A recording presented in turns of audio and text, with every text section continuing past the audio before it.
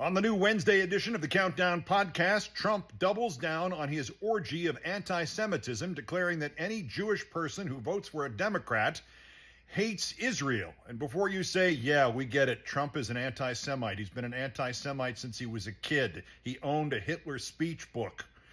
Before you say that, remember that in the past weekend alone, Trump has introduced 3 of Hitler's campaign tactics into his own campaign.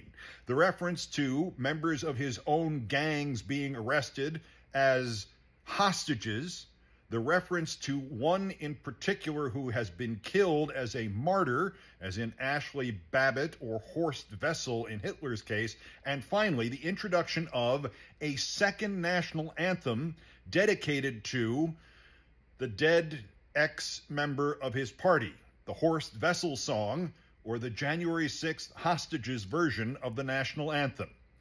Meanwhile, we now know what they are telling the Supreme Court about this Trump bullshit invention of presidential immunity. You can't prosecute a former president because we never have prosecuted a former president. By that same logic, you can't elect a Republican president to non-consecutive terms because we've never done that before either.